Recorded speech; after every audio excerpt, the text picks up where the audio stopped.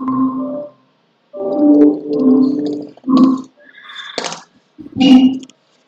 how are you? Fine. How are you, Professor? We are on live streaming. Okay. We are on live streaming. Okay, very nice, very nice. Okay. So very good morning to you. Good morning to you also. One thing I wanted to just test out quickly is let me just double check.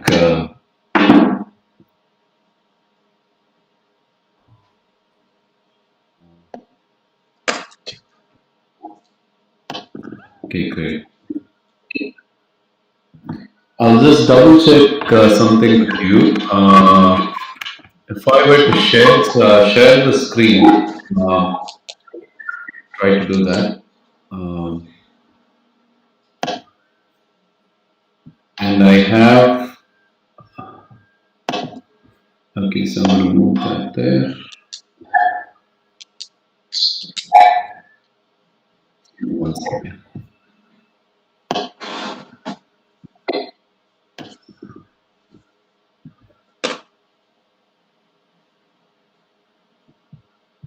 Okay, so I'm going to go into the present mode just for a second. Yeah.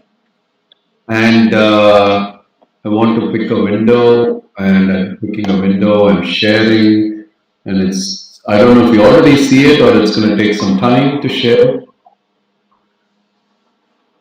Now you're probably seeing it. Presentation.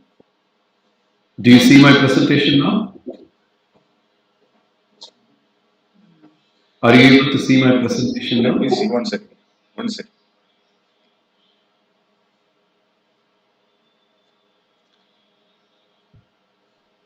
Sir, he enabled the audio. You have enabled the audio.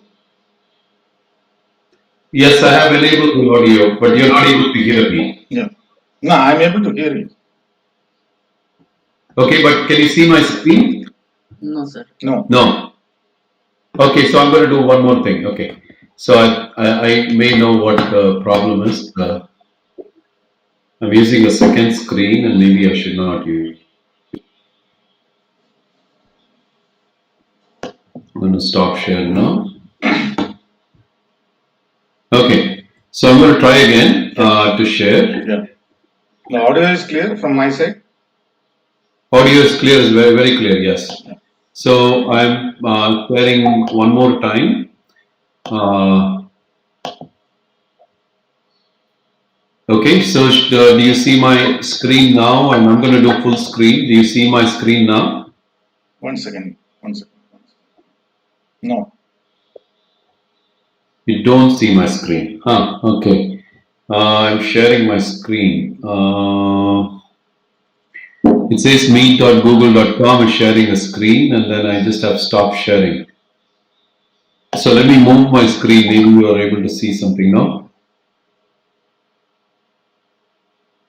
You don't see it? No, not yet.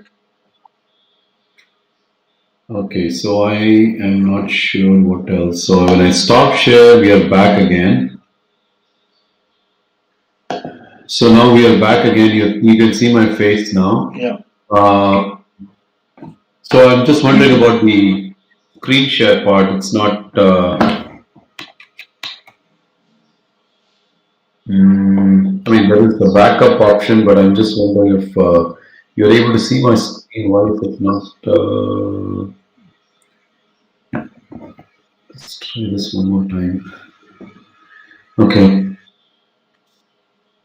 We still have a few minutes. Is that correct? Or are we start? Audio is correct. No, are we ready to start, or is it? Are people waiting, or? You can take your time. Not wait.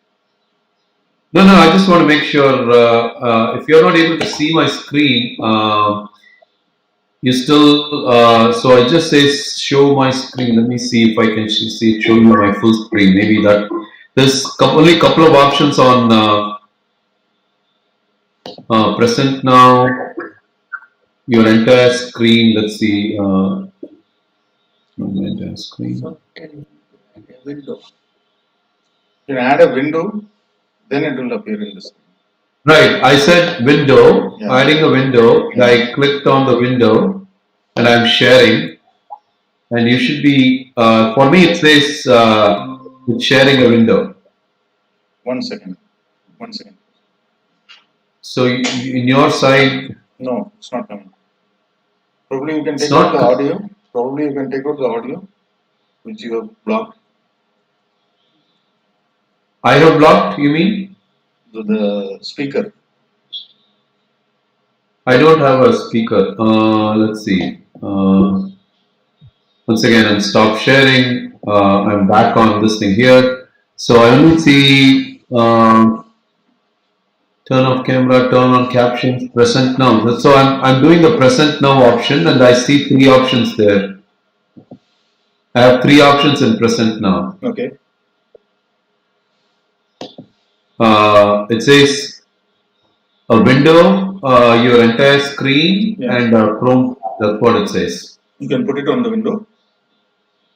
Right, I just did that, and it seems to be having a problem. I think. So let me try one more time. So I have my top open, and I have a window, presenting a window. I have select a window. I share the window, and now it says for me it is sharing.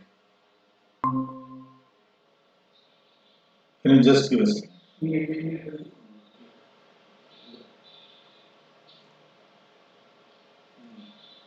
Yeah, look. Share now. Share now. Share.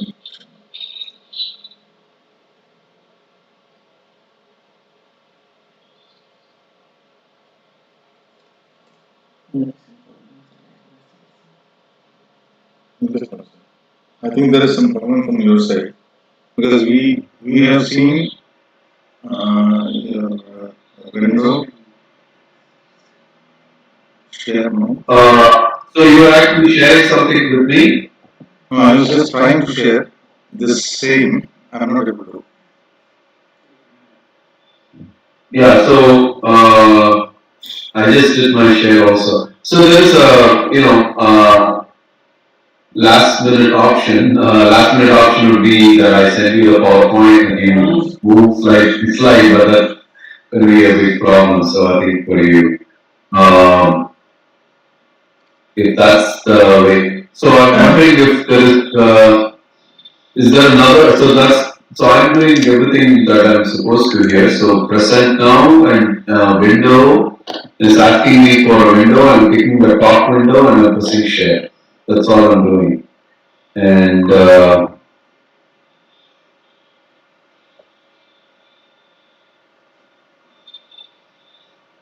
you still don't see my screen, right? No. Okay. So then it must be something else. I'm not sure if it's the Google link or. Now, can I do the following? Okay. So you have already connected my Google link to YouTube and all that. Is that correct? Yeah, that's absolutely right. Uh, what's another option? I wonder. Should I send you my PowerPoint and you move the PowerPoint? I mean, that's too much for you. So, if I just say next slide, would that work?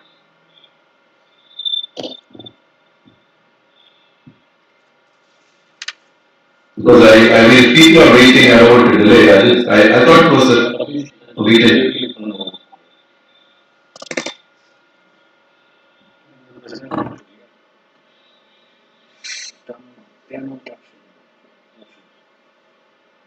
So present now, time, window.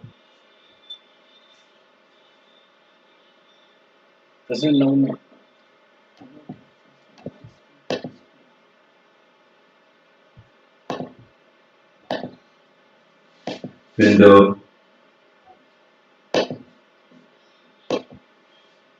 share the content.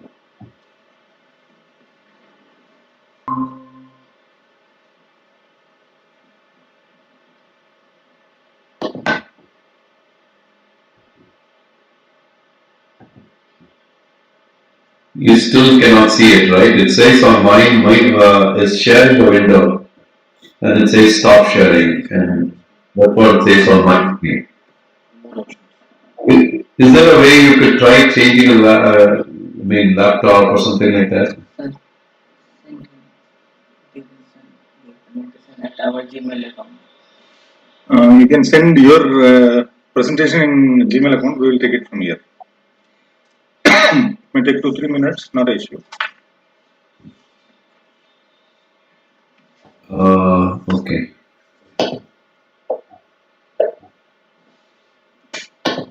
The email ID is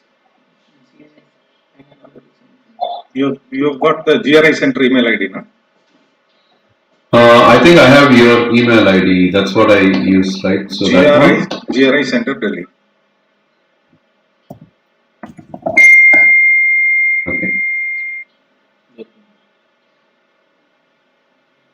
Yeah, GRI Center Delhi invitation, and that's what I clicked on, and I'm here.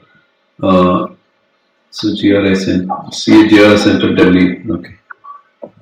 You can send it. We will take it and we will present it simultaneously.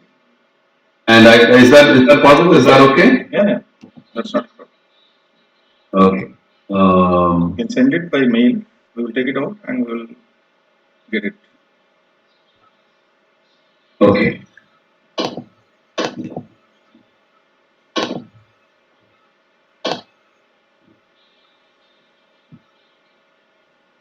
So it's a big file, so it'll send you a link probably. We are trying once again.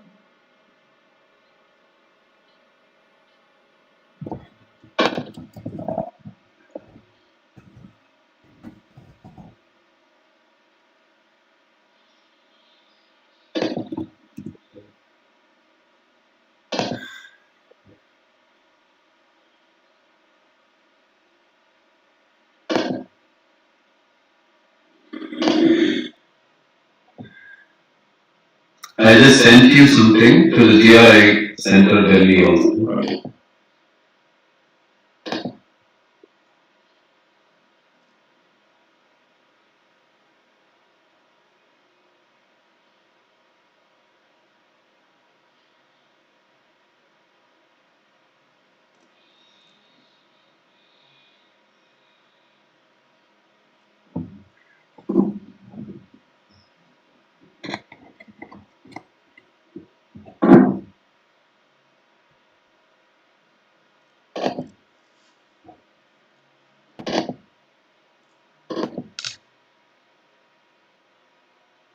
Did you get my PowerPoint?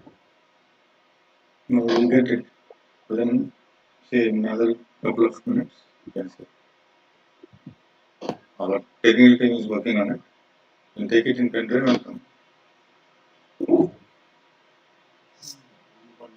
Remind me again, I thought it was starting at, so is it already started? I didn't want to delay it. So I can start talking in the meanwhile also. We don't need a PowerPoint. We can get a PowerPoint up or something like that. Just give me a minute's time, then we'll start. Okay.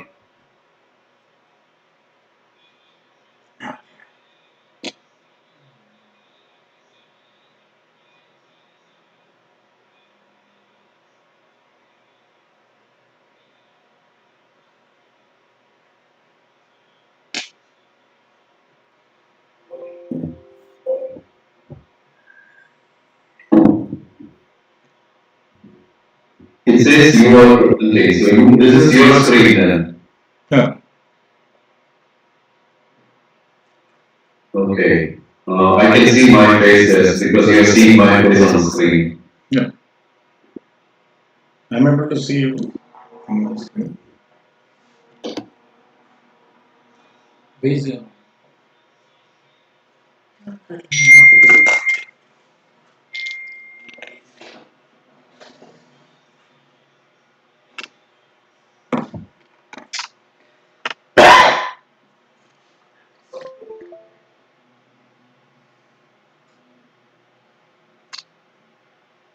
So it says GRI Center is presenting now. Yeah, just give a second. Just give a second. Yeah.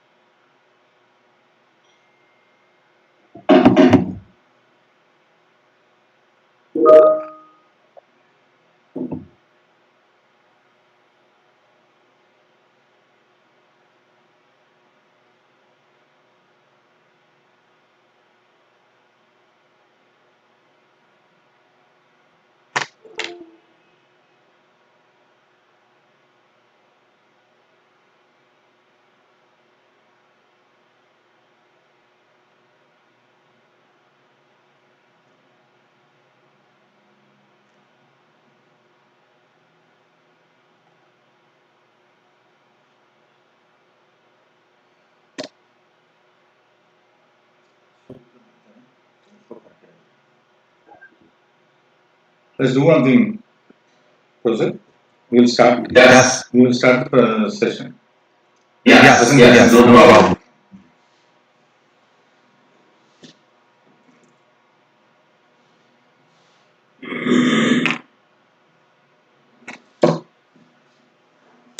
Very good evening to everyone.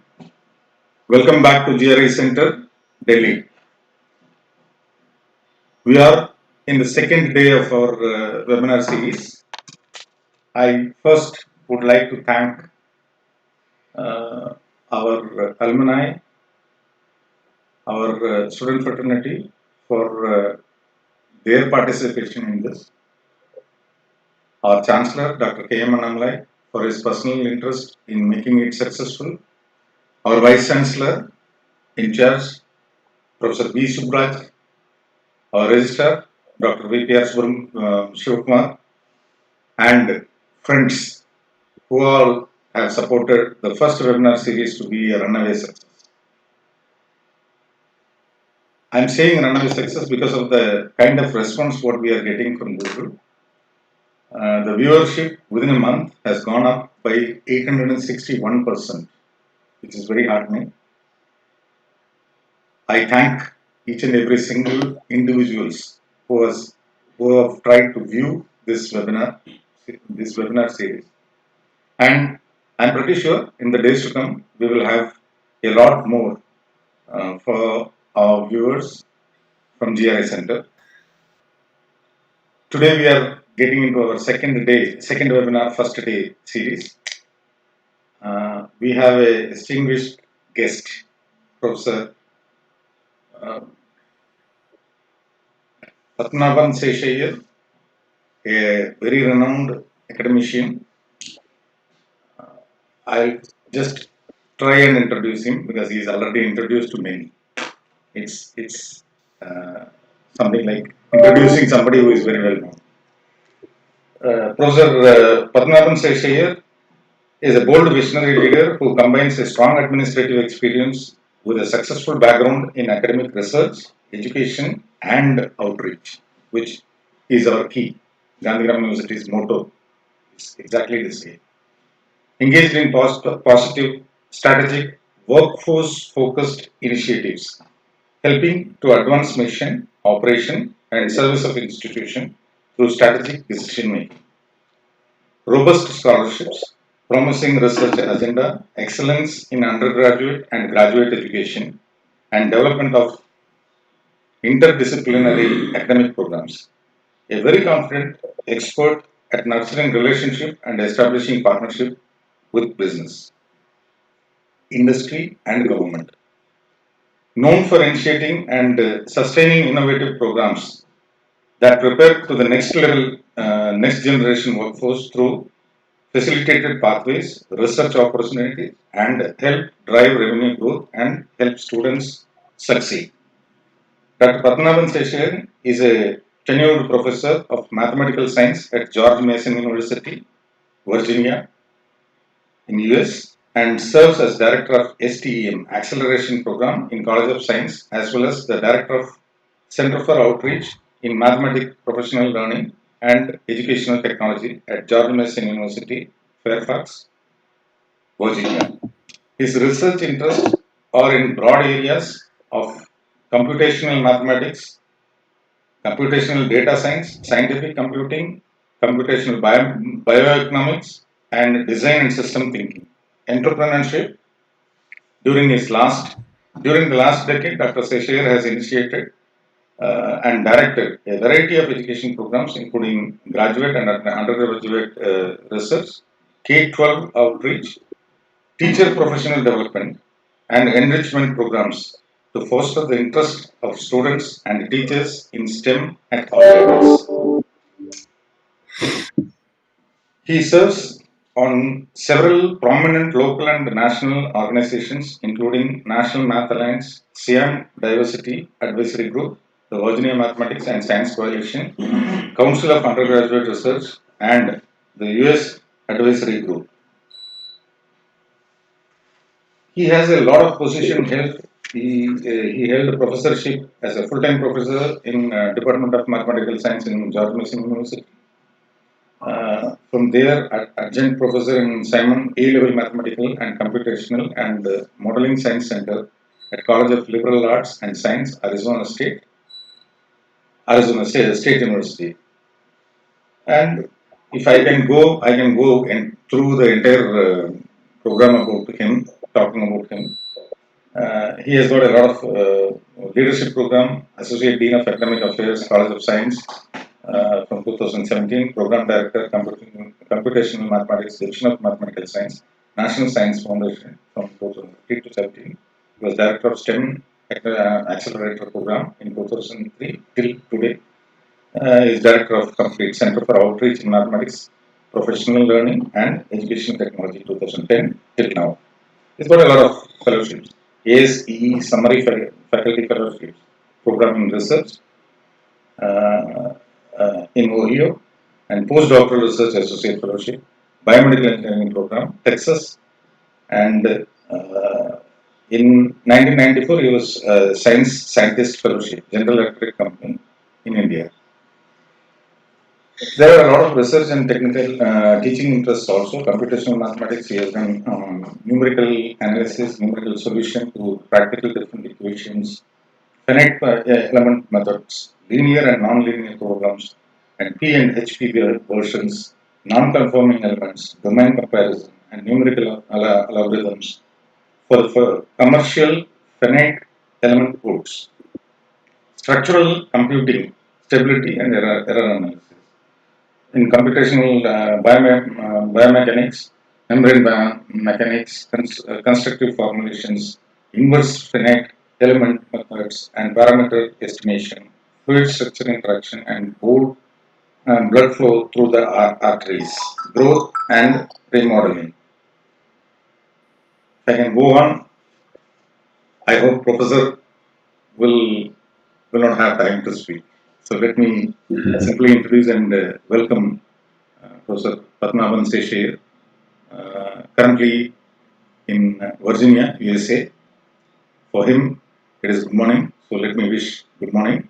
And for all of us listening in India, it's evening. So good evening to all of you. Over to Padmanabhan Seshaiyer. Welcome, Professor. Thank you so much. I hope you can all hear me. And I just put something in the chat. I just wanted to make sure if only it says green. I mean, I don't know if everybody can see if I type something in the chat because it turns out that we are having some difficulty with the PowerPoint presentation. If it comes up, we can actually share. Otherwise, I'm going to speak today. So this way we can still save time and exchange knowledge. So I just wanted to make sure that I can get feedback from participants on the board. I can ask you to actually relay their thoughts so I can speak and ask questions as I go through. So thank you very much for that long introduction. That was a very long introduction. So I'm actually fortunate that I have been able to go through different phases in my career, academic career, and everything from getting a very solid education in India in the schooling system to going to a good college. I went to BITS Pilani in Rajasthan and understanding for the first time you can combine two completely different disciplines like mathematics and engineering. And then went on to do my PhD in the University of Maryland, and I was able to get a further understanding on an area called applied mathematics. During that time, I never knew that you can actually apply mathematics. Growing up in a traditional environment in India, where I learned mathematics in a very formal way, I had never seen mathematics applied to blood flow problems, for example, or mathematics applied to understanding diseases, how they spread. So it has been a nice journey to really understand how you can use what you're learning in school, in college, to apply to practical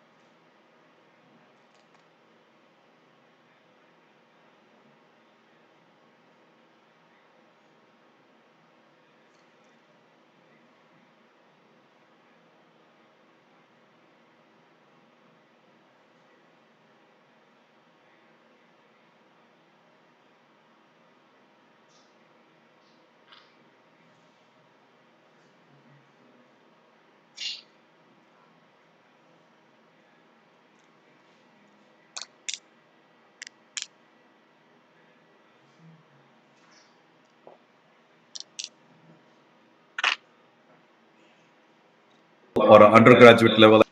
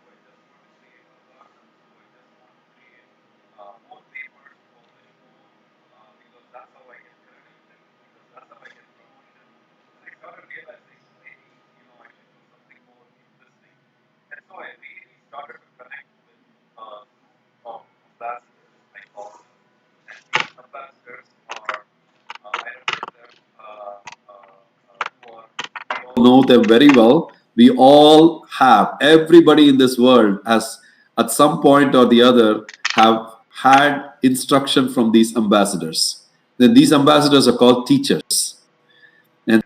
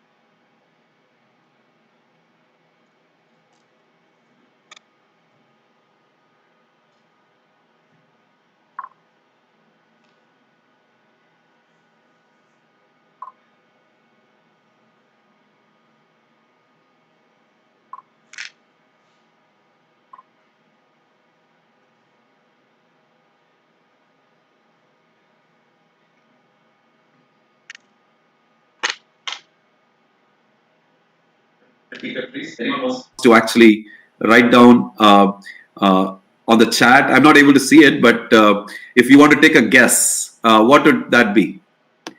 I'm not sure if I'm able to see chat. If not, I'll continue.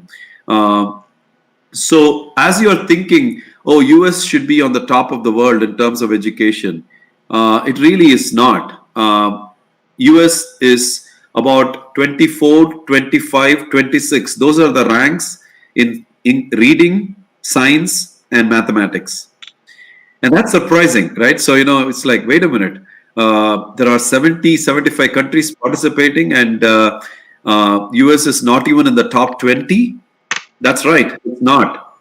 And this year it started to change, but it was not till right now. Okay. Now,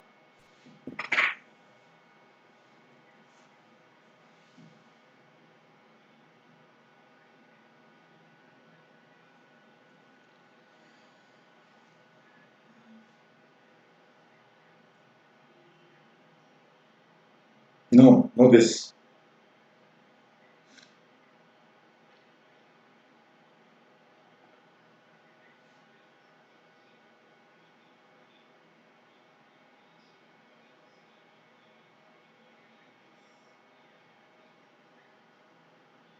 See, India's rank probably well within say 100, something like that. 70 distribution. Maybe between 50 to 70. Maybe 50. Yeah.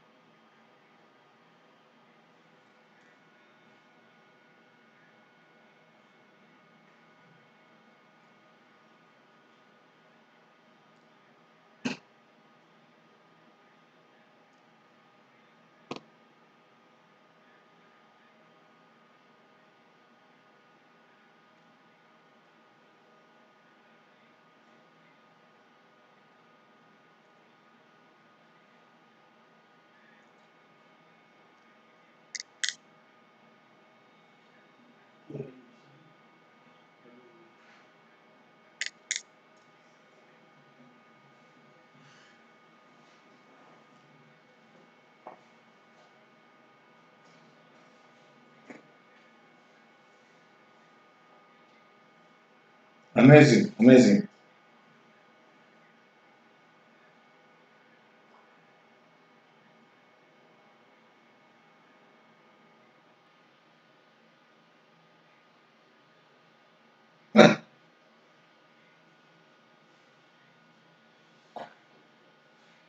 Yeah.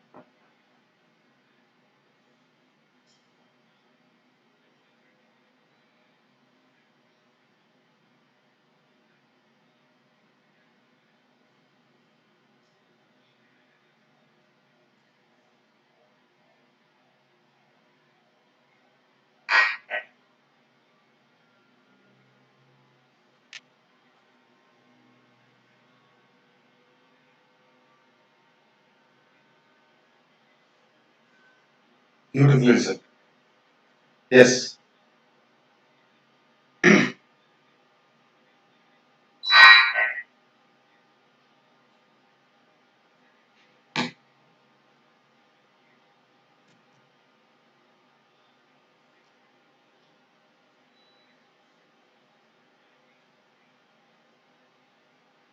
Yeah, true. True.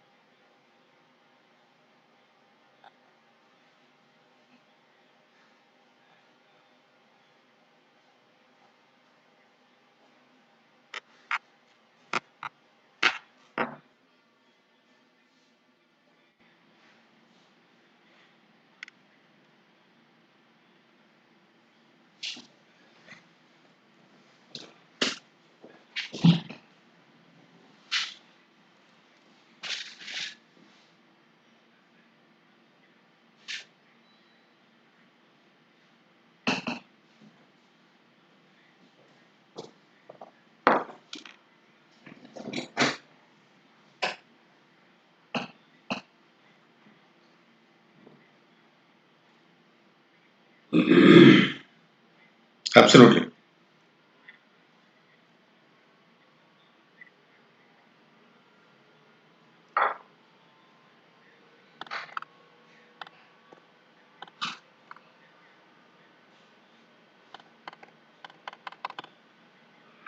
Beautiful.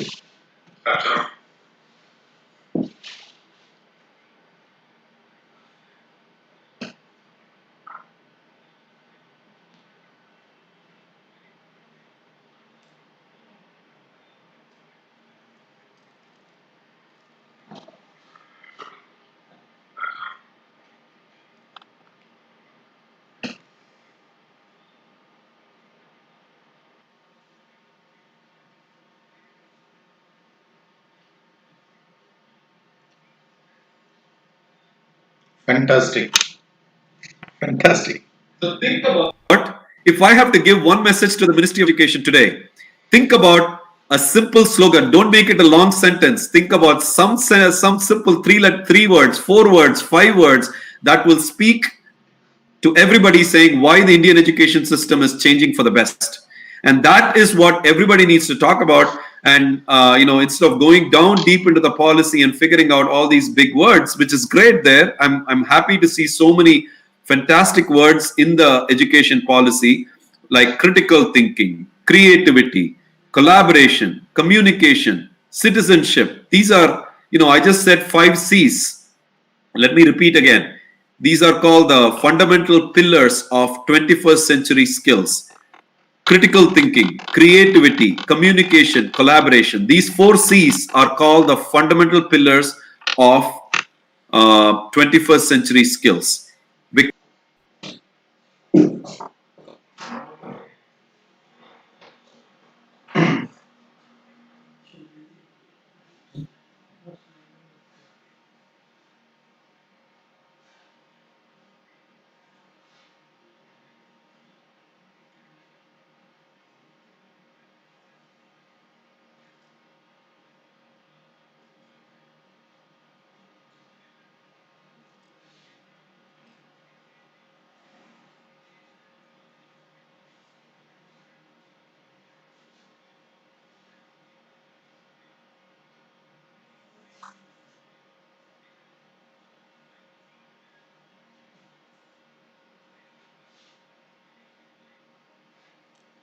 5 minutes, yes, of course.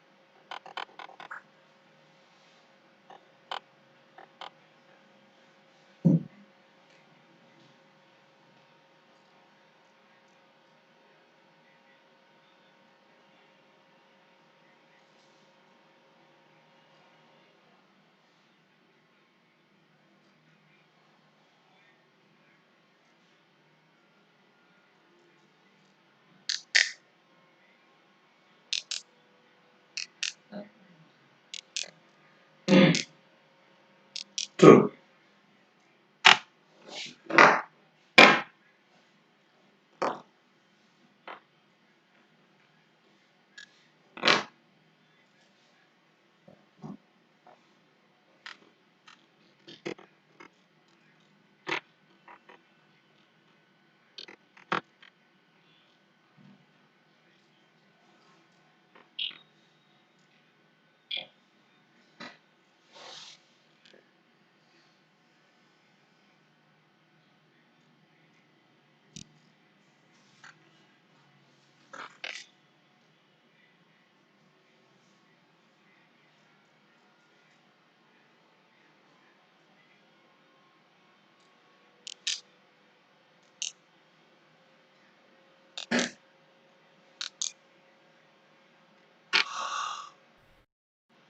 apply it to actually help people, and that is the student that is going to make a difference.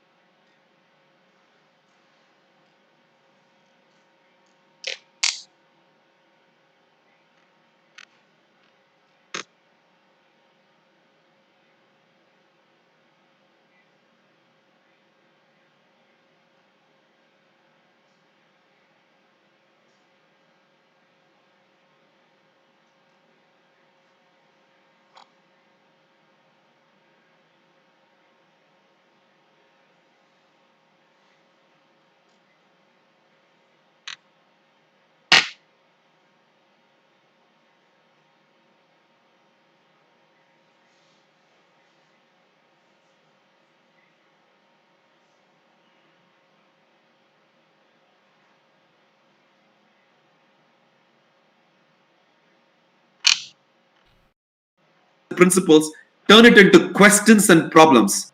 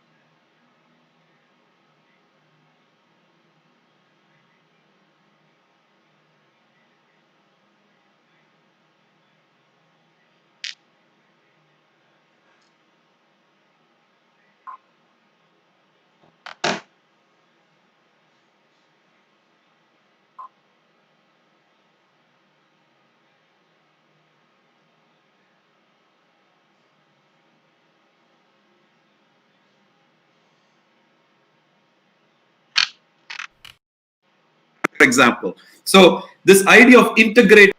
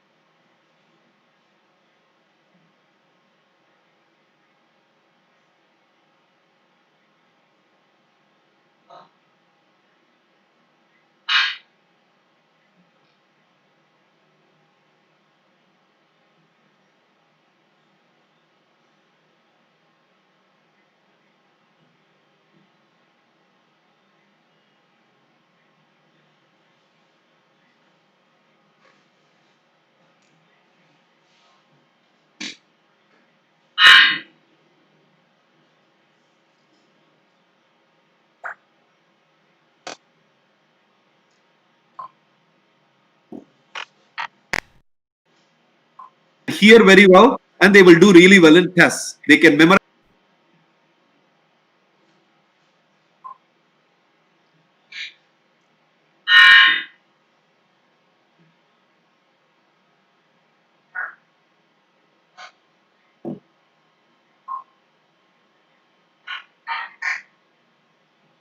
Hear very well and they will do really well in tests. They can memorize.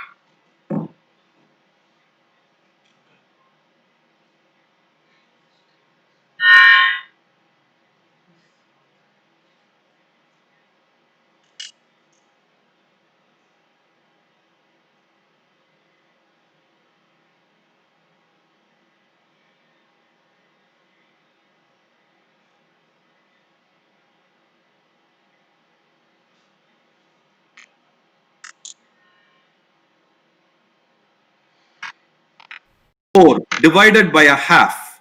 Most students, I have asked most students.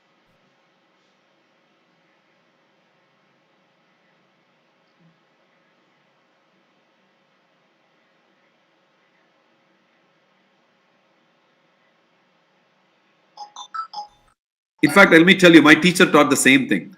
Just flip the denominator. 4 divided by a half. Half is in the denominator. Flip the denominator means you multiply 4 by 2 and you get 8. And I did not have the guts, or I did not have even the brains to ask my teacher, why am I flipping again? Or when I'm learning multiplication, they will say, put a 0 there. Now, I didn't really ask my teacher, why am I putting a 0 there? Now, when I came to the US, it's amazing. The kids will ask you why.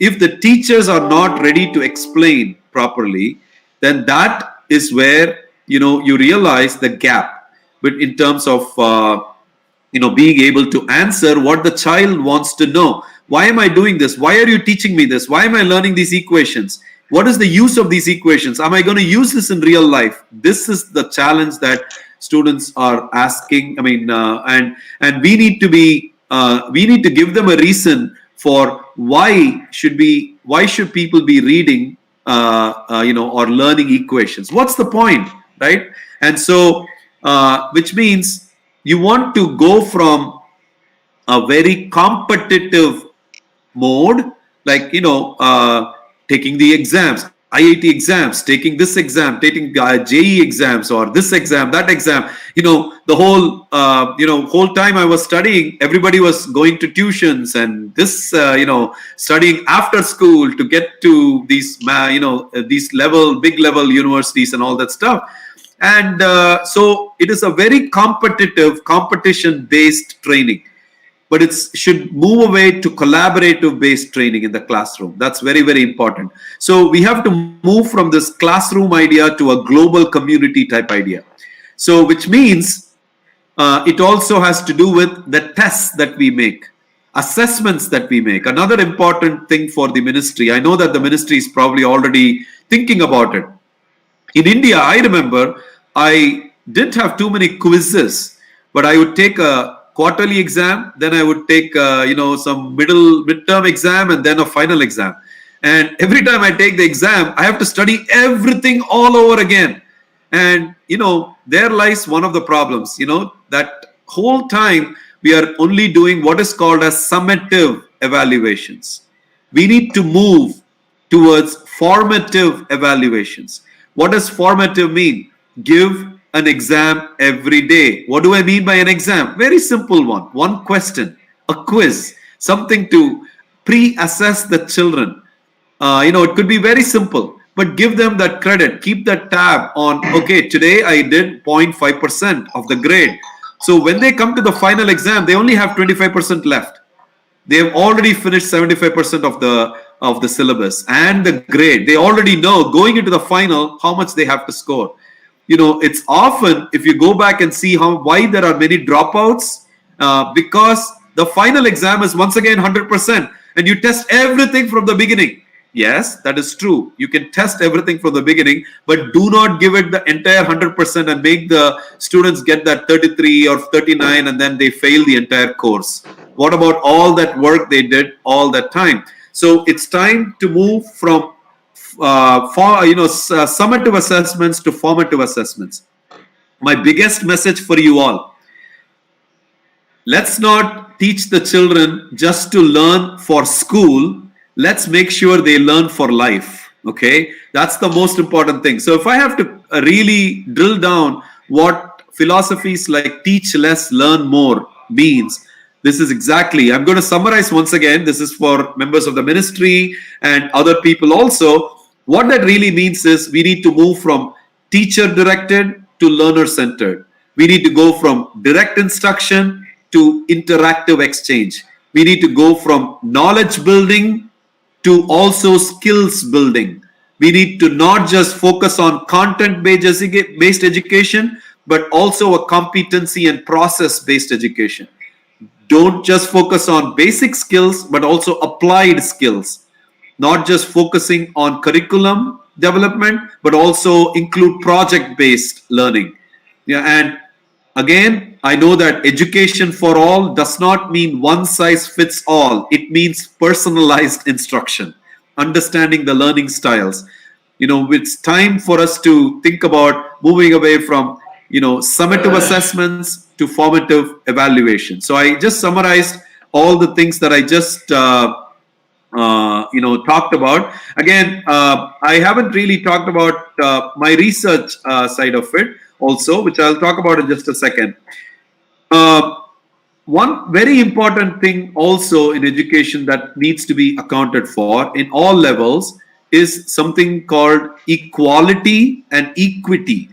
It's very, very important. First of all, when I say the words equality and equity, many people don't know the difference. What equity means and equality means. I would really give you the homework to go find out what the two differences are.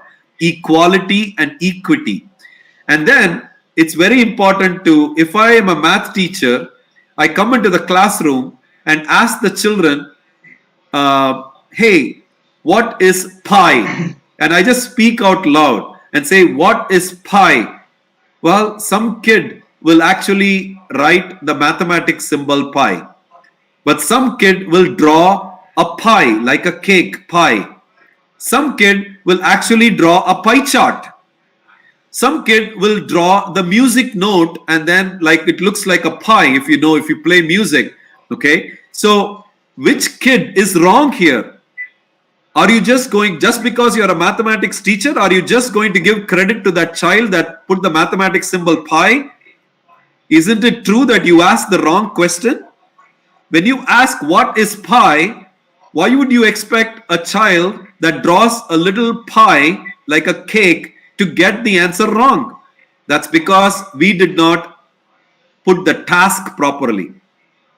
Okay, so the next important thing is about preparing tasks. So one of the things I work with teachers is on how to build tasks. Again, when I keep saying teachers, I get to work with faculty members also. We also make mistakes on asking good questions. Okay, so that's very, very important to ask the right questions the right way. Otherwise, you are confusing the child. And child meaning students, meaning college student also. And this is going to impact in terms of the assessments you're creating, the exams that you're creating, and in terms of, for example, the CBSE has a blueprint, for example. You are going to be teaching these exact topics in 10th grade, for example. And the topics, mathematics, let's say, and those go through for example, 10th grade course structure goes through these rigorous things like Unit 1, number systems. Unit 2, algebra. Unit 3, coordinate geometry. Unit 4, geometry. Unit 5, trigonometry. Unit 6, mensuration. Unit 7, statistics and probability. Believe it or not, that is CBSE 10th grade for you all. I studied this.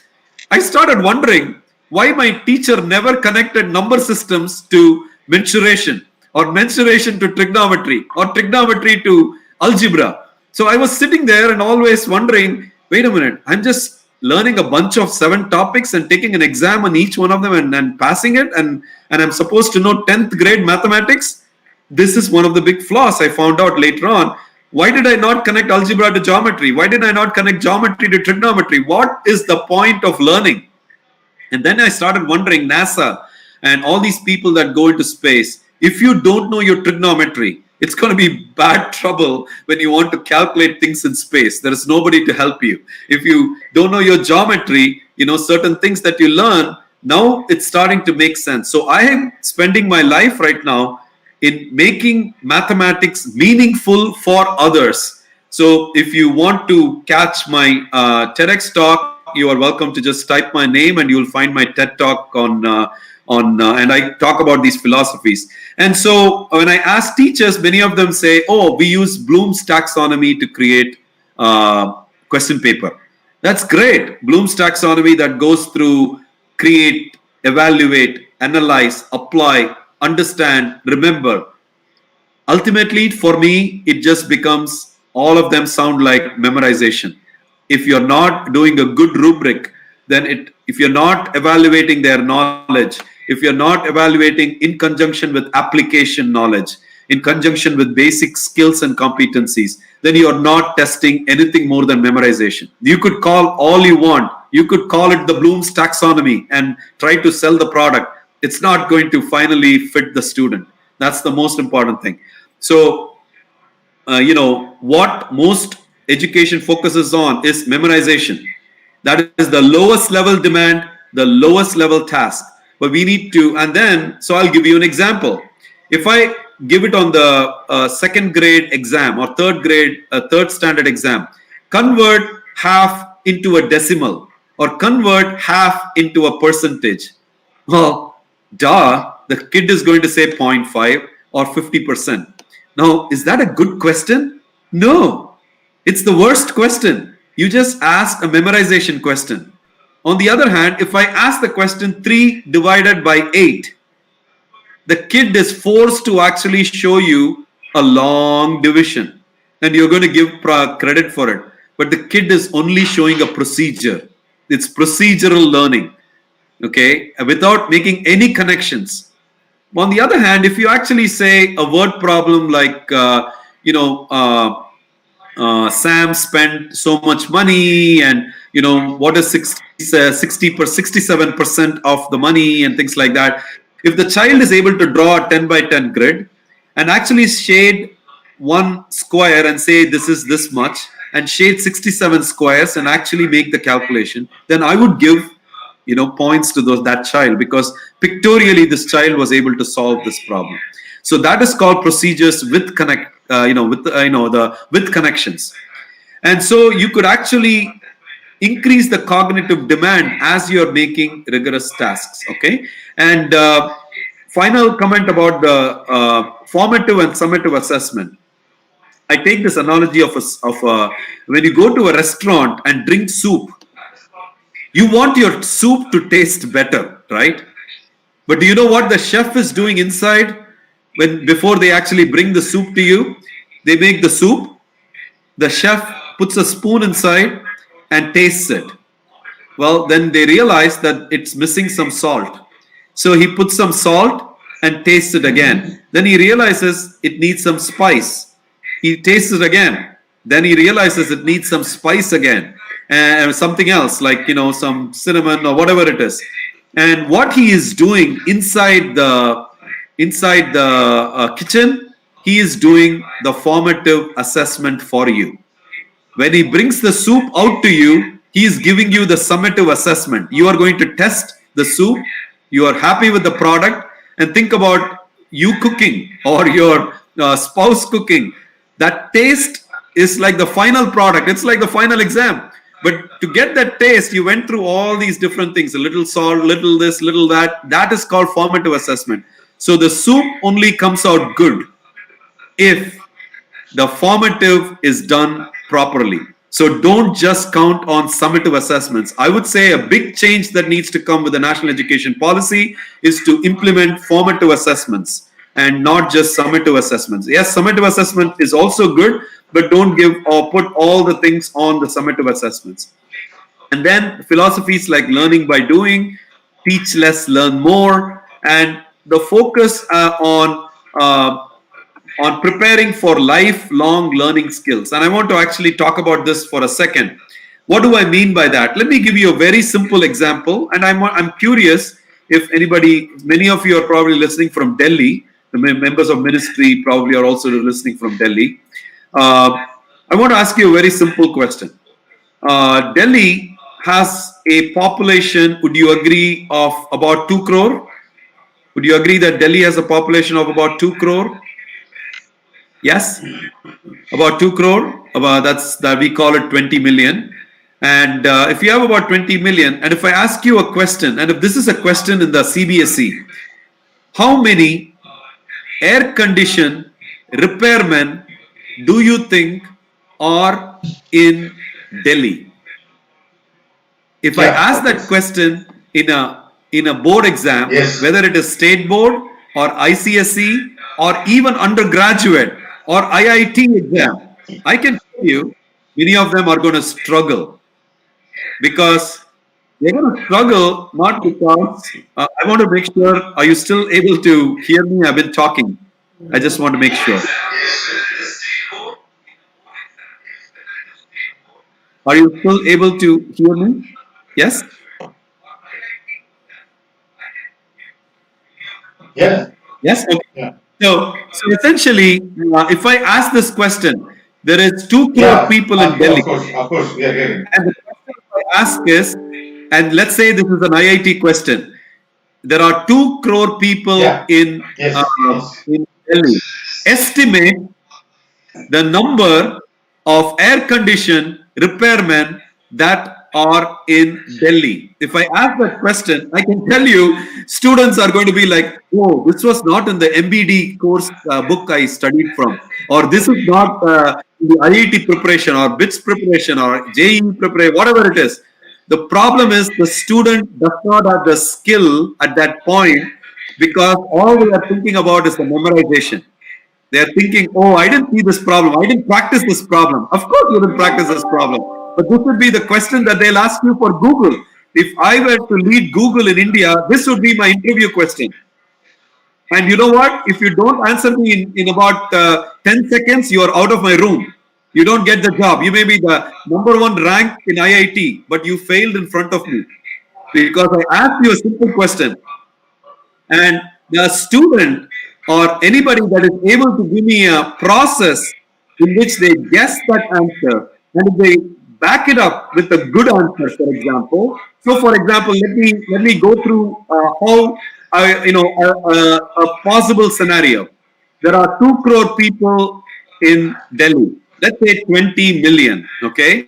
My question was, estimate the number of air-conditioned repairmen that are in Delhi. So let's see how I would grade a student's answer, and this is a student's answer. Let's talk about families in Delhi.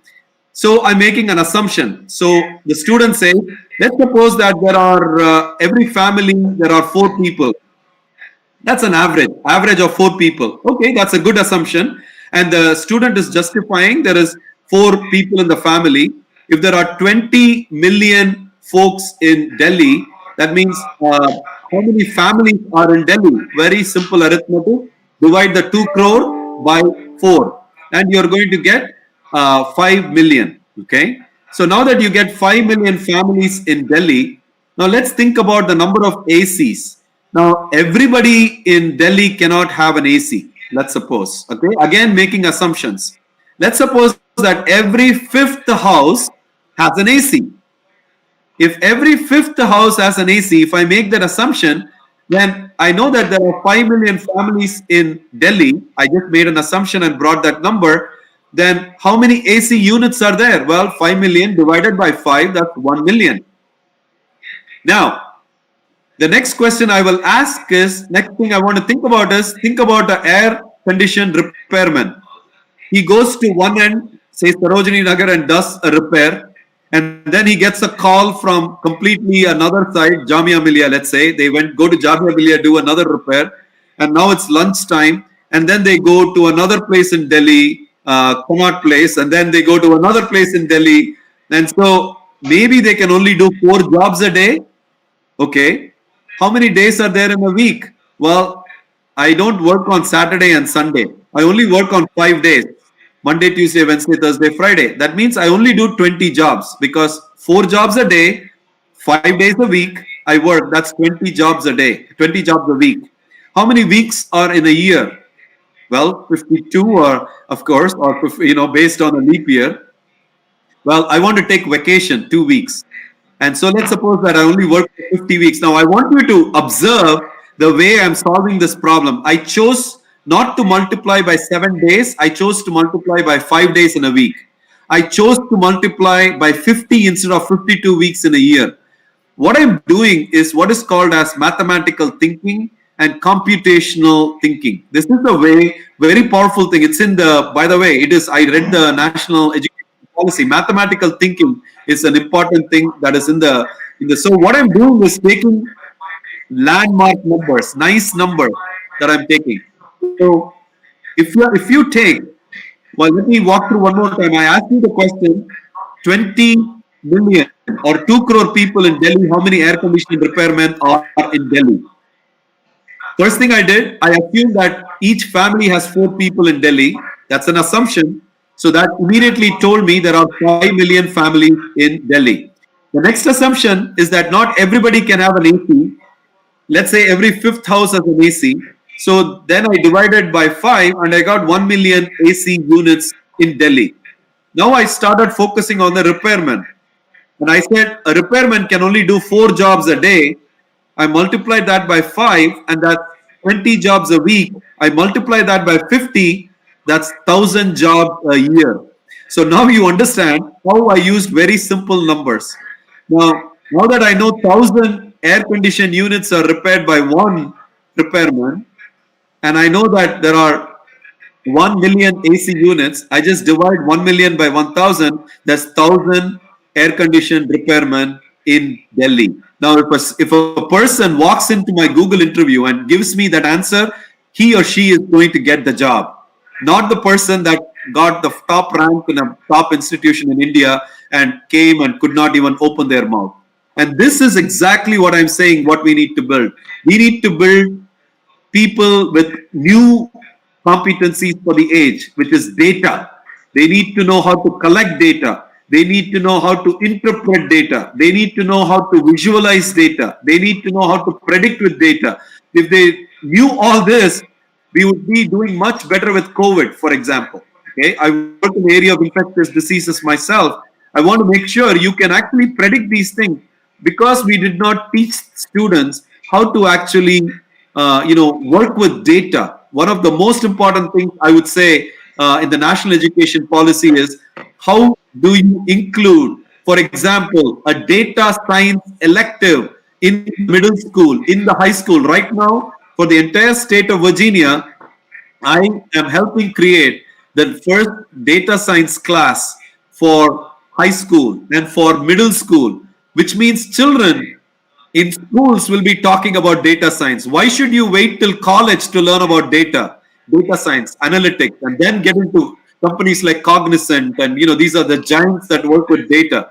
Why should you wait till then? Why can't we teach it in high school? Why can't we teach it in middle school? Why can't we teach it in elementary school? Here is why. Because we need to train and work with the teachers. And I used a bad word for training. I don't like to mix the word train and teachers. In fact, I will advise everybody not to use the phrase teacher training, because teachers are very respected people. They are ambassadors, as I said. You don't train teachers. So if there is words like that in the policy, education policy, I would respectfully ask you to reconsider the Ministry of Education. We train dogs. We don't train teachers. We work with them. We enhance their pedagogical practices. We enhance their skills so that they can enhance the students' skills. So please do not use the word train teachers. You are not like a dog trainer. Okay. So it's very important to understand. This is a very important message. I talked to the ministries about it. It's very easy to say, let's create a teacher training program. What is teacher training? What do you mean? Just bring a bunch of teachers and train them?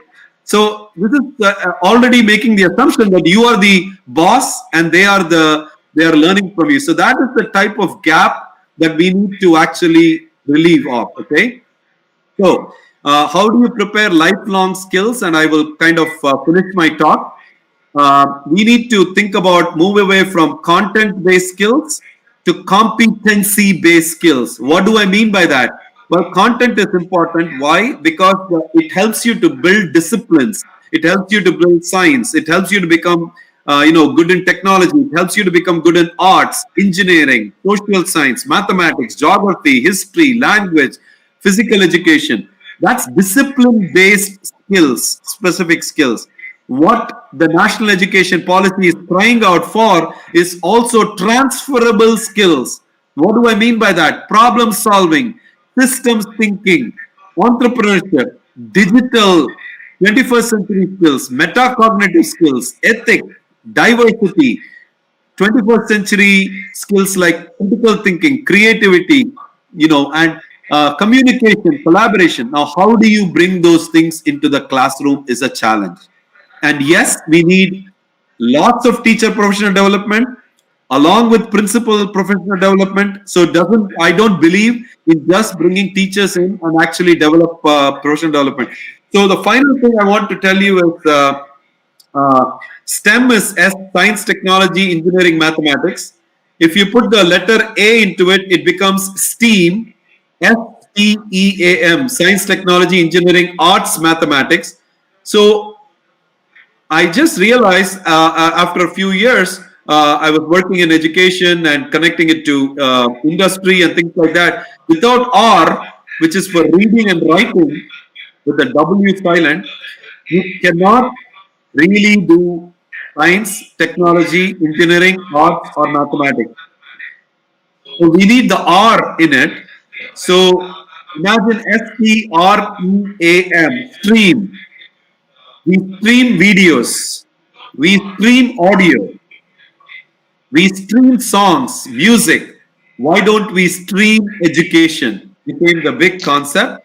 And so I work with the Ministry of Education in many countries, and I've already implemented this idea of integrated education, a holistic approach to actually integrating all these subjects in the classroom. I've implemented in countries like Suriname, which is in South America, Africa, Tanzania, Zanzibar, Jamaica, Bahamas, Belize, all these Caribbean countries. So I worked with thousands of teachers in helping them understand to have respect for different subjects. So if you're a math teacher, that doesn't mean you have to be the expert, world's expert only in mathematics, and you have to be also incorporating other subjects. Now, final message is the following: how do you build competencies? So I talked about 5 C's, and I'm going to finish with 5 C's. The 5 C's I talked about were critical thinking, creativity, communication, collaboration, and citizenship. Now, I just finished writing a paper. I'm happy to send that paper. I created my own 5 Ps. I said, if you want to build the competency, that's the last C, where do you start? You start with the context. Context meaning real world, a problem that is around you. Where do you find that problem? Well, there is a framework called the SDG 2030 by the United Nations. It's called the Sustainable Development Goals. It starts off with no poverty, zero hunger, good health and well being, quality education, all these different high level goals. There are 17 goals. The challenge for the national education policy would be how do you bring those goals into the classroom? So here is how you think about it. Those goals form your first C, which is context. From the context, you develop curriculum. That's the second C. You map out the curriculum. From the curriculum, you map out the integrated content. You develop the integrated content. That's the third C, content. Once you develop the content, then we need to actually enhance the pedagogical practices for teachers by having them introduce concepts in teaching, conceptual understanding. That's the fourth C, concepts. And once you do that, you automatically build competency. Once again, these are the new 5 Cs I've introduced. You start with the context, like SDG. From that, you develop a curriculum. From that, you create content, textbooks, lesson plans, and things like that. From that, you develop concepts to teach. And from that, you develop competencies for the workforce. With that message, I will go ahead and stop, Mr. Krishna Kumar, and if you, I mean, the floor is open for questions. Thank you very much for listening. This is probably the first talk I gave completely without any PowerPoint, but I hope I made sense to most of you, and you were able to take back some things from me today. Thank you.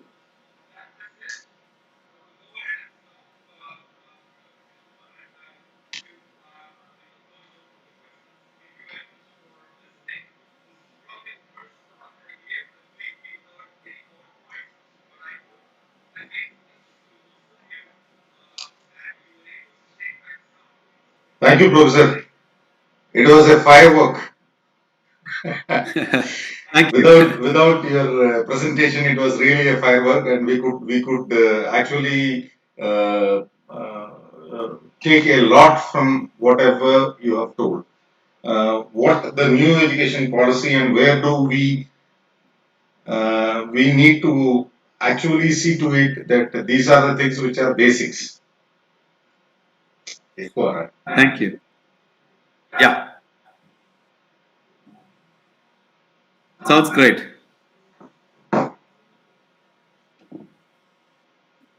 So I'm happy to answer any questions or comments. I'm happy to engage if the audience has or you have. So now to the next session. Uh, the first question itself is some.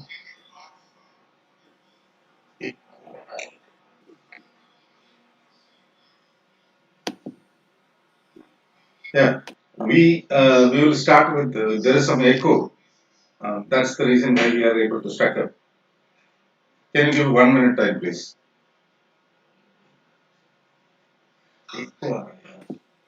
I muted myself.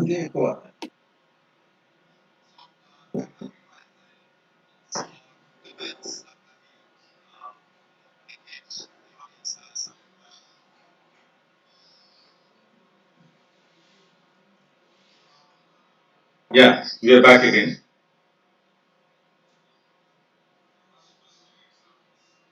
Am I audible to you, Professor, now? Yes, yes. Yeah. Can we go to the question and answer session, please? Sure. The first question, you have already restricted us to not use the word training of trainers. Now the government has focused on the skill development. I would say teaching skill development with the teachers.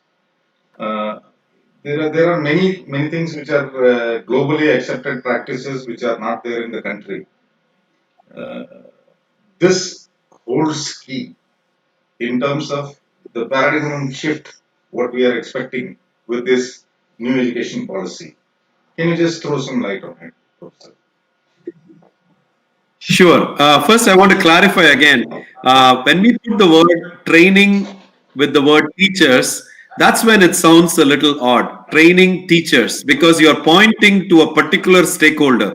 I can say training ministers. It looks really bad, right? So when I say training chairman, training so and so. So we are pointing our fingers to a certain group of people.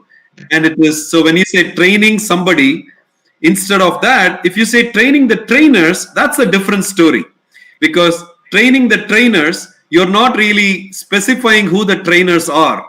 The trainers could be ministry, the trainers could be teachers, the trainers could be students themselves. So I am completely okay with the phrase training the trainers, but I am just advising not to use the phrase training teachers, because you are totally pointing to the one group of people that you think needs training when so many other people need training. More than the teachers, I would say the people writing the curriculum need training. More than that, the people that give the professional development need training. More than that, the people sitting in the ministry need training. More than that, the ministers need training. So leadership training. So all I'm saying is when we use the word training, don't associate it with a person or a people or a stakeholder group. That's all I wanted to say. But training the trainers is not a bad phrase at all, because that actually brings light to how the training will be moving from one group to another group, that cognitive transfer will happen. So I think that's a very important thing. And I think the way that can be done is, first of all, I think, and maybe it is already, part of it is already done. I always like to start off with a gap analysis. And when you want to do a gap analysis, that means you go to a certain group of schools, let's say, and probably geographically disperse. Maybe take one from somewhere down in Chennai, some in Delhi, some in Chandigarh, wherever it is, and then try the same thing in different places. So it could be a pre-assessment, and not just the pre-assessment to the students, but pre-assessment to the teachers, pre-assessment to the principal, and actually find out what they already know and what they don't know. And that helps you to build needs assessment in terms of a gap analysis. And let me give you an example. This is really helpful because it helps you to phrase the curriculum or the training program that way. So we went to the Minister of Education in one of the countries asked me to do a gap analysis in 6 of her districts. I went and did 6 of her districts, and she wanted to focus on middle school mathematics.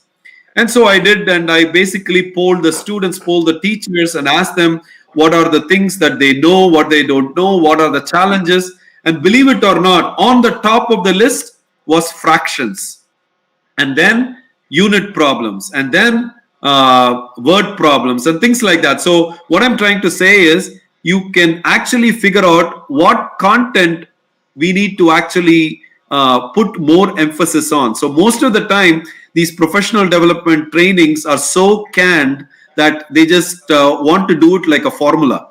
Please don't do it like a formula. Try to identify which one needs to be emphasized first. And I just took an example of mathematics. It could be English. It could be other subjects also. It could be even in college, digital skills, data, so those types of things. My second thing would be always, this is for work professions. One of the transferable skills right now is to be able to read a chart. And I think probably the whole world started to understand how to read a chart of COVID deaths, for example. More and more people started looking at numbers of how many people are dying every day, how many people are infected every day.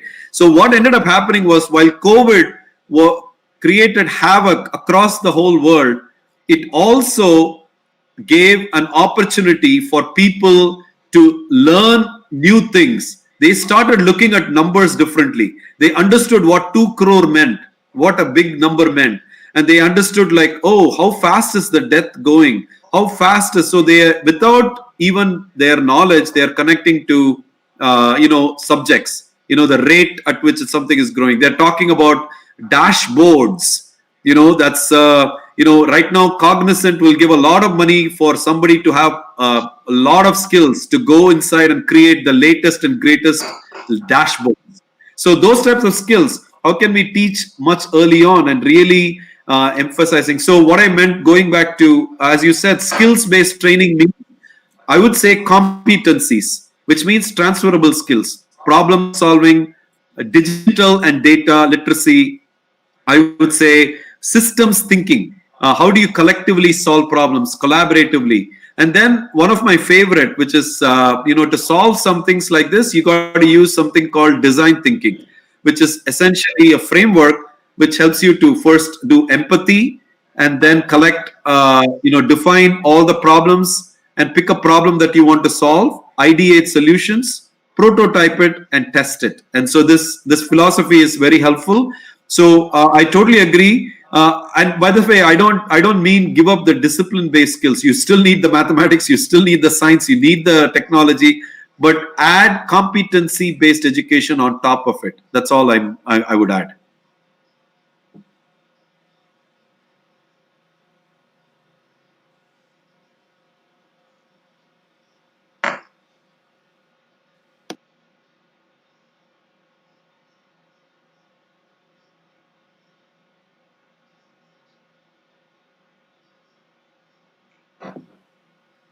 Also, I have to give an exam in 10 minutes. So if you can ask me a few more questions and I'll answer quickly.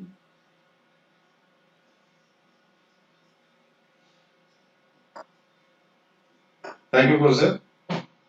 Now we are coming to one specific aspect. There is a second question which is coming in. The question is, what is the scope for team teaching in our country, in India? Oh, that's a great question. I think it hits one of the several of the competencies, and one of the most important thing is collaboration. We keep talking about collaboration in the classroom for students, but you're talking collaboration outside of the classroom for the instructors, for the teachers. What this means is, and Japan has a great model, and if you have a chance, you should look up. I'll send you some information on how in Japan they start the day. In many schools. So the teachers come together and actually decide on one lesson that they are all going to teach. So the science teacher, the mathematics teacher, the English teacher, the geography teacher, the history teacher, the social studies teacher all sit together and say, okay, what do we want to teach today? And they all meet at 7 o'clock early in the morning. And they decide, okay, today we want to teach them about levers, like levers. So okay, that's a science concept, but then where is the math here? What do we actually have them do? The physical education teacher is asking, why am I here? Well, they're going to do an activity. What is the activity? Well, it's in the cafeteria, or it's in the gym, where the children have to lift 100 kilograms. And believe it or not, they set up the stage in the gym. They put a big 100 kilogram sand bag in the gym, and the children have to lift it, and they have all these sticks right next to it. So what they see is the child figures out what a liver is actually. They actually figure out what a fulcrum is. They actually figure out and actually lift it. So what they are emphasizing here is the learning by doing concept, but they also have already created an integrated lesson where the mathematics teacher will cover ratio proportion concept, where the science teacher will talk about the physics behind levers and machines and things like that. So what you're seeing here is an example of, and the physical education teacher is having them do this activity in the gym. So you just saw an example of how these three teachers came together to engage students in a lesson. And a very powerful concept that I did not talk about, and I know that I'm throwing a lot of letters. I'm going to throw one more set of letters. This is called 5 E's. I'm going to tell you what the E are. The first E is called engage your students. Engage. And what you just saw was three teachers coming together and engaging. Second thing is have them explore. That's the second E. Explore. They have to figure out, can we lift it, can we not lift it, and all that. The third E is about explain. The students have to explain their thinking. The fourth E is about elaborate. So when I hear you speaking, I get an idea. When you hear me speaking, you get an idea. And then we build and elaborate. And the fifth E is evaluate. Have each one evaluate each other. 5E model. It's a very good instructional model for the national education policy. Engage your children. Make them explore. Have them explain. Have them elaborate. Make them evaluate each other. 5E model. And if I were to team teach with somebody, this would be a perfect way to actually bring teachers together to take different tasks here. And then they can actually work together. So it's just a matter of bringing these pedagogical frameworks to work together.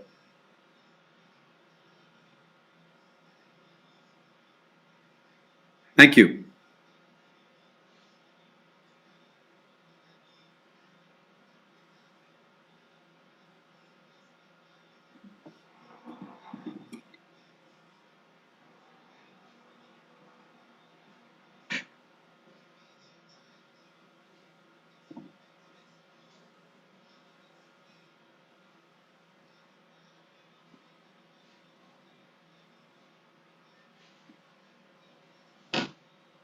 One more question and then I have to go because I have to do a class. It was really very good insight of this 5E. Really. Yeah, and I can tell you more information of how many people our teachers listening, and people those who are about to listen this webinar in YouTube in the days to come. Now, we have a question.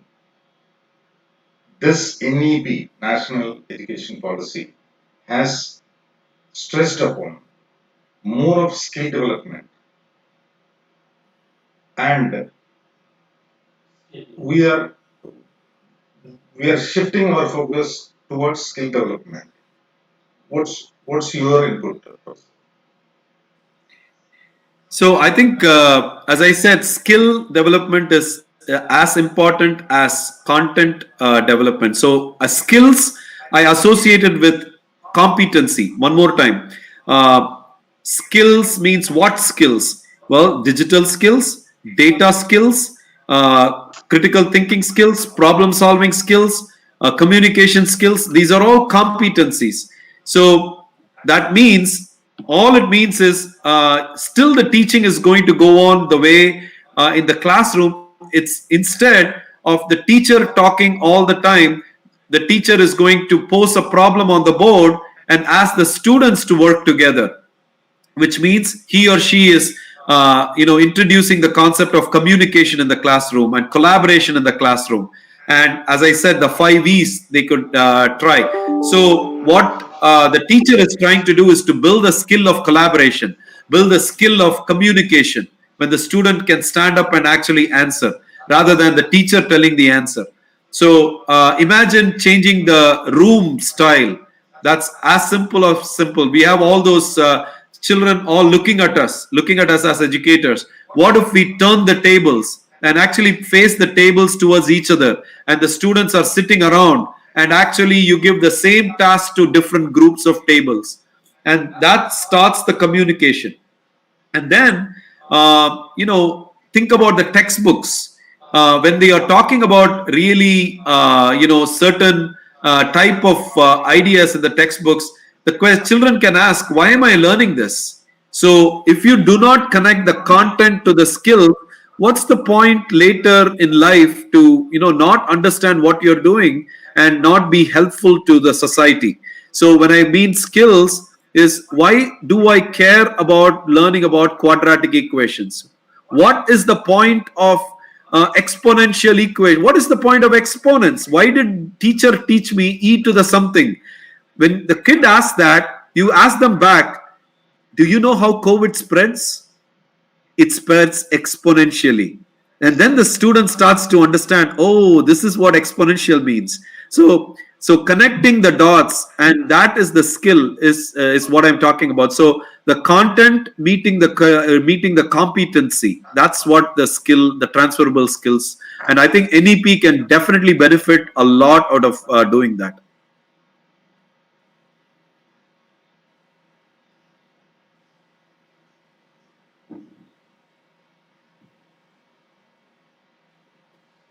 So I do have to stop now, if it's okay. Is that okay? Because I have to jump to another meeting. We have a couple of more questions, Professor. Okay.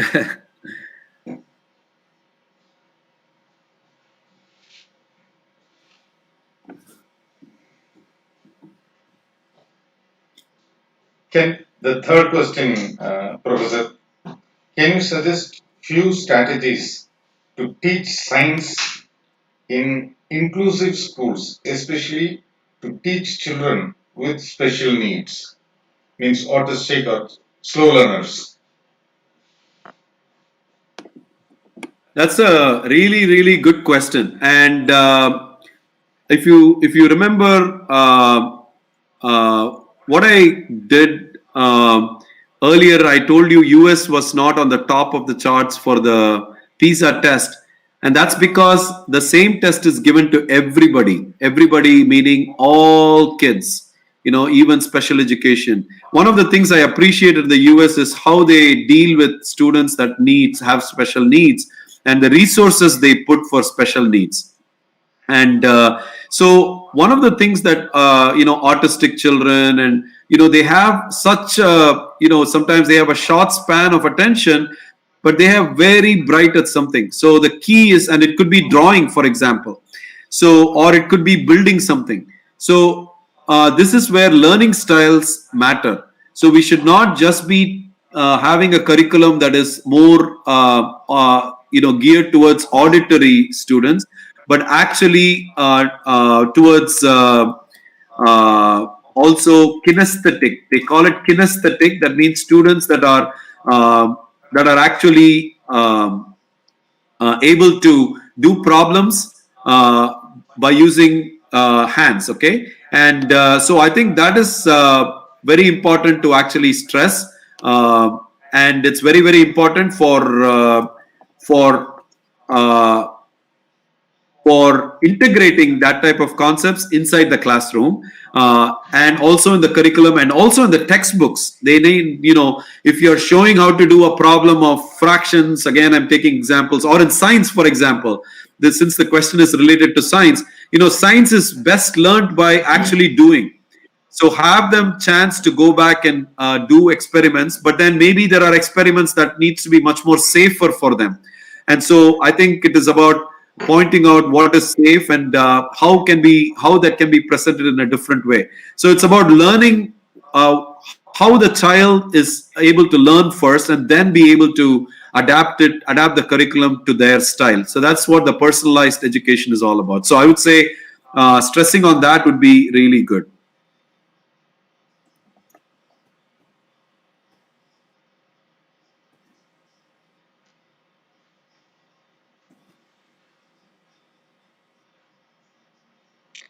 We have two more questions, Professor.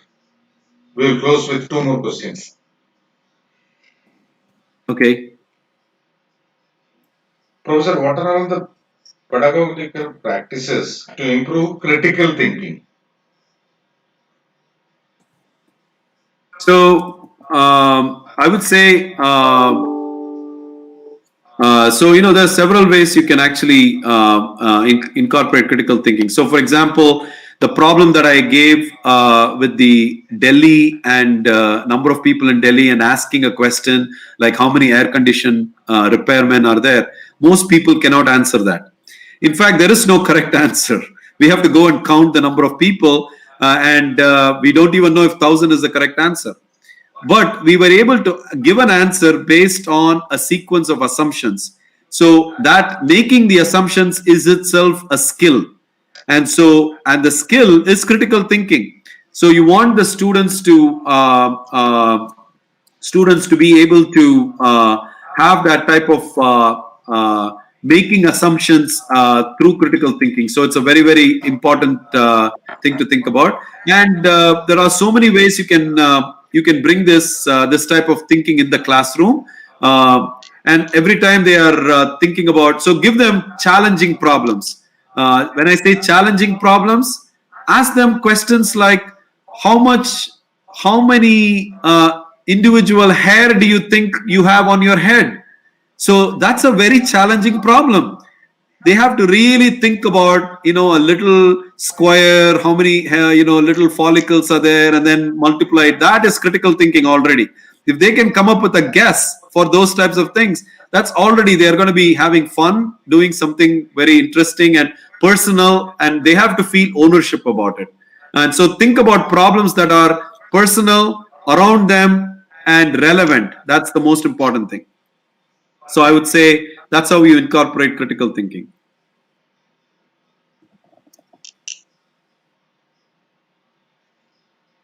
That's really fantastic. You have elaborated the question. Now the last question, Professor. Finland has done well in education. If we can say, what should the Indian school have to learn from Finland? This is the last question, Professor. So I won't say I'm an expert in it's in the Finnish style, but there are several things that very appeal to me. First, they increase the number of amount of recess time, 90 minutes. During the day they have they increase the recess time. I don't know exactly what it is. That's something that they wanted more kids to go have physically. They have to go out and exercise and things like that. Then they decrease the homework time. That was a very interesting thing that they did. I think they do only 1.2 hours of homework the entire week. So we tend to give so much homework. They reduce the homework time. The third thing that they did, as I said, is they made sure that the teachers are all, I don't want to use the word qualified, but really they made them advanced, I would say. How did they do that? They made them actually most of their teachers have a master's degree. So I would say if India were to really prioritize, I would say these three things. One is rethink the recess time, think about the homework time that we give to the students, and finally the teachers. I would say that is the biggest one that the investment should be done immediately, is working with the teachers, advancing their professional credentials. So US has a really nice system where you can go through professional development, you get so many certification points. If you add these so many certification points, you are licensed for this many years. I've asked several teachers in India, they say they don't have a system like that. If I were to invest in something immediately, that would be it. You identify your stars. Once you identify the star teachers, they will be your ambassadors to identify the next stars. And then we can start using things like training the trainers and things like that. So I would say those three things. So teacher empowerment, that's basically the most important thing. And this is my area of expertise. So, anytime, I'm looking forward to hopefully working with GRI and the Ministry of Education on, helping develop policies, how to translate those policies to real, teacher profession development, so many teachers can enjoy the benefit of earning higher level credentials.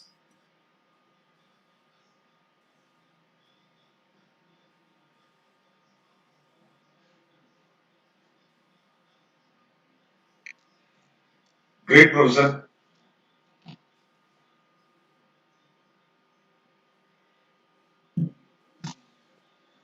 Okay. Are we good? Any other questions? So can I drop now?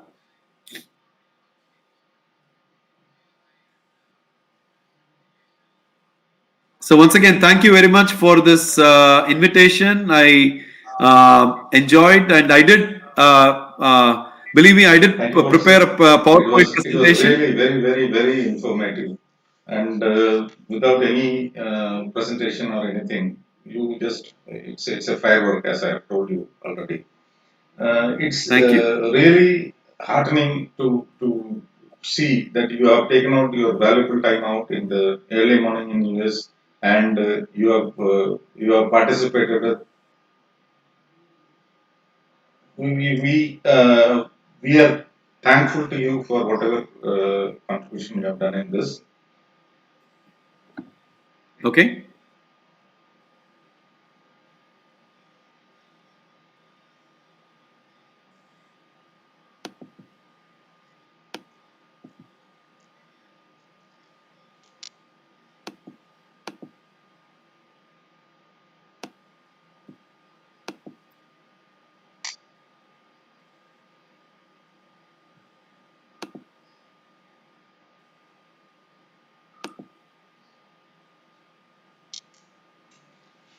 Thank you, Dr. Seshaiyer, for speaking on a title, Transforming Institutional Practices Through Effective Pedagogical Framework and Innovative Problem-Solving Approaches. I really thank you for your valuable time. Jai Hind, Professor. Thank you so much. Thank you. Thank you. Thank you very much. Thank you.